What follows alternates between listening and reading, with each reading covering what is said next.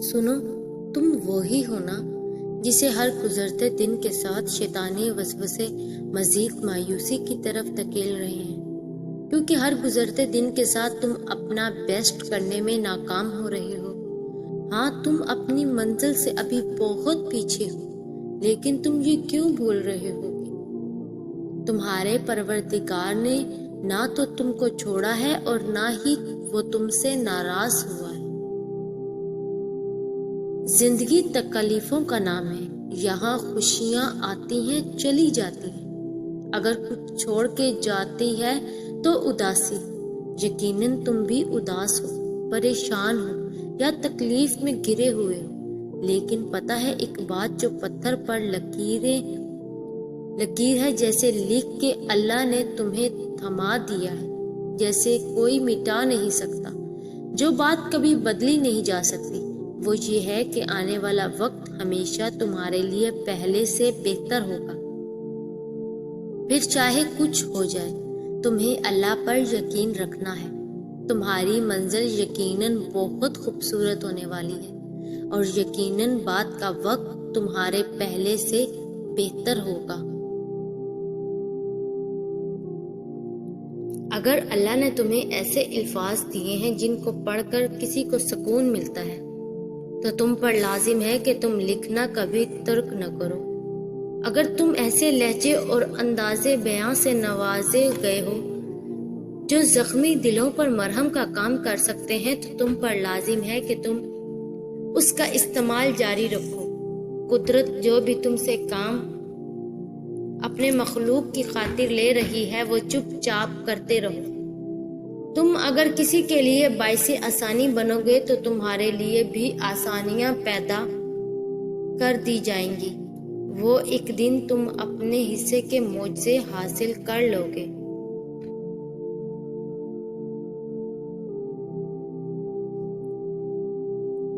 जब तुम अल्लाह को जानने की, उसे ढूंढने की तमन्ना करते हो ना, तो अल्लाह तुम्हारे दिल सुकून ढूंढने में लगा देता है। माथा जब सजदे में जाए नमाज पर टिकता है तो आंखें बंद किए दिल से आवाज आती है, सुभान रब्बिल आला। जब तुम्हें अल्लाह को खोजने का रास्ता नहीं मिलता, तब अल्लाह खुद तुम्हारे सामने आता है, यकीन बनकर, दिल का सुकून बन के, तारीकी में मोजा बन के। और जिंदगी में अल्लाह यकीन वालों के लिए रास्ता बनाता है। और जानते हो यकीन वाले कैसे होते हैं कि जब उनकी दुआएं भी उनके मुखालिफ हो जाएं, वो तब भी अल्लाह से मांगना नहीं छोड़ते। ऐसा यकीन जब सारी दुनिया की आंखों के सामने बिखरती हुई दिखाई दे रही होती हैं, और वो तब भी आसमान की जानिब देखकर कहते हैं, हमें पता है तो हमें थाम लेगा। तू बताओ फिर क्या तुम इतना यकीन रखते हो उस पर कि अपने मंसूबों को उसके मंसूबों के लिए तुर्क कर दो। परेशानियां हर एक की जिंदगी में मौजूद है। कोई भी एक मुकम्मल परफेक्ट जिंदगी नहीं गुजार रहा। बस फर्क वहां पे आता है जब इंसान अपने मामलात अल्लाह के हवाले करता है और मुतमईन हो जाता है और कहता है, हस्बुनल्लाह व निअमल वकील। क्यों बेयकीन होते हैं? आपने किसी इंसान से नहीं, बादशाहों के बादशाह से मांगा है, जिसके खजानों में कहीं कोई कमी नहीं। यकीन रखें वो अता करेगा, क्योंकि वो ही अता कर सकता है। कभी अल्लाह से मोहब्बत का इजहार किया है, कभी अल्लाह ताला को बुलाया है कि या अल्लाह मुझे आपसे बहुत मोहब्बत है। कभी अल्लाह ताला को बोला है कि आज मैं आपको बहुत याद किया। हम लोगों के पीछे तो बहुत भागते हैं ना, लोगों को तो अक्सर ये सब कहते रहते हैं, मगर अल्लाह को नहीं कहते। कहते भी हैं तो बहुत कम, कभी कभार। हम अपने आप में इतना गुम जाते हैं कि अल्लाह हमें भूल जाता है। शायद इसीलिए इकबाल ने कहा है कि नमाज भी पढ़ते हैं तो फिर से गुनाह करने के लिए, और अल्लाह ताला इंतजार में होता है कि कब हम उसे याद करते हैं, कब उसे वैसे पुकारते हैं जैसे पुकारने जाने का हक है। جب ہم اللہ کو اس حد تک یاد کریں گے تو معجزے کیسے نہیں ہوں گے۔ اور اللہ تب تم تک معجزے لاتا ہے جب تم سب کچھ ختم ہو جانے کے بعد بھی دعا کرتے ہو، اس یقین کے ساتھ کہ اللہ کی دسترس سے باہر تو کچھ نہیں۔ حضرت علی نے فرمایا، جب انسان کسی سے ڈرتا ہے تو اس سے دور بھاگتا ہے، لیکن جب وہ اپنے رب سے ڈرتا ہے تو اس کے اور قریب جاتا ہے۔ اللہ کی مدد دو ہی طریقوں سے مل سکتی ہے، پہلا نماز، دوسرا صبر۔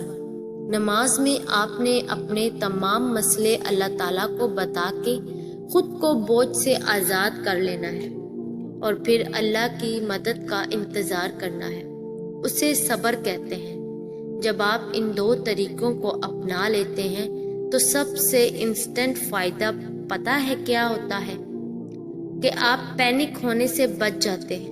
آپ کو پتہ ہوتا ہے کہ اللہ بہترین وقت پر بہترین طریقے سے آپ کا کام سنبھال لے گا۔ لوگوں سے مدد کی امید، ٹینشن، ناکامی کا خوف، دھوکے کا خوف، ان سب پریشانیوں سے آپ بچ جاتے ہیں۔ آپ کا سارا فوکس صرف اللہ ہو جاتا ہے، اور یاد نہیں، یہی مقصد نہیں تھا کہ آپ کے اور میرے اس دنیا میں آنے کا، اور صبر اور نماز سے مدد لیا کرو۔ اگر گناہ کا تصور انسان سے ہے تو توبہ کا دروازہ بھی انسان کے لیے ہے۔ جیسے آدم علیہ السلام اور اماں حوا نے گناہ کیا مگر اللہ سے معافی مانگ لی، اللہ نے معاف کر دیا، کیونکہ ابا آدم اور اماں حوا نے وہی غلطی دہرائی نہیں۔ ہاں، غلطی ہو جاتی ہے، مگر چاہے کتنے ہی بھی گناہ کر لو، اللہ کی طرف ہمیشہ بھاگتے رہو، اس سے معافی مانگتے رہنا۔ یہ نہیں کہ جان بوجھ کر گناہ کرو، معافی مانگو اور پھر ویسے کوشش کرو خود کو گناہ سے دور رکھنے کی، اور یہی فرق کی لکیر ہے گنہگار اور معافی کے طلبگار میں۔ اور اللہ کو بڑے پسند آتے ہیں ندامت کے آنسو، معافی کے انتظار میں بلند جھولی۔ حضرت علی نے فرمایا، قرآن پڑھا کرو، بے شک رب نے اس میں ہر مسئلے کا حل رکھا ہے۔ دن گزرتے ہوئے وقت کا اندازہ نہیں ہوتا، مگر درد گزرتے ہوئے لگتا ہے جیسے وقت گزر ہی نہیں رہا، کیونکہ صبر کرنا مشکل ہے، مگر صبر کرتے کرتے اللہ تعالیٰ صبر کرنا سکھا دیتے ہیں۔ صبر کرنے کا یہ مطلب نہیں کہ ہم رو نہیں سکتے، ہم اداس نہیں ہو سکتے، ہم پریشان نہیں ہو سکتے، نہیں، صبر خود ان دلوں میں گھر بنا لیتا ہے جہاں صبر کرنے کی چاہ ہوتی ہے، جہاں اللہ کو راضی کرنے کی خواہش ہوتی ہے، اور پھر آج کل کرتے ہوئے دن بھی گزر جاتے ہیں اور درد بھی۔ کبھی کبھی انسان بہت بے بس ہو جاتا ہے، چاہ کر بھی اسے خاموش رہنا پڑتا ہے۔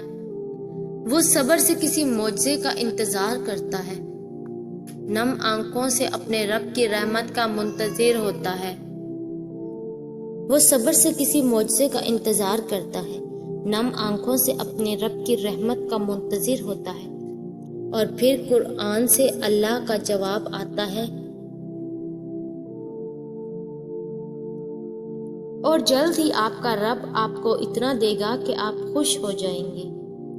حضرت عمر بن عبدالعزیز نے حضرت عمر بن رضی اللہ عنہ سے دریافت کیا، کون سی عادتیں انسان کو نقصان پہنچاتی ہیں؟ انہوں نے فرمایا، بہت زیادہ بولنا، اپنا راز کسی پر ظاہر کر دینا، اور ہر ایک پر اعتماد کر لینا۔ اللہ تعالیٰ فرماتا ہے، تو میرا ہو کر تو دیکھ، سب کو تیرا نہ کر دوں تو کہنا۔ اگر تم قرآن کو آنکھوں سے دیکھو گے تو الفاظ نظر آئیں گے، دماغ سے دیکھو گے تو علم نظر آئے گا، دل سے دیکھو گے تو اللہ کی محبت نظر آئے گی، اور اگر اپنی روح سے دیکھو گے تو تمہیں خدا نظر آئے گا۔ اللہ آہستہ آہستہ تمام دنیاوی سہاروں کو آپ سے الگ کرتا ہے، اس لیے نہیں کہ آپ بے سہارا ہو جائیں، بلکہ اس لیے کہ آپ کا رب آپ کا آپ کو رب کا سہارا صاف اور نمایاں نظر آئے، تاکہ آپ ہمیشہ اللہ پر بھروسہ رکھیں۔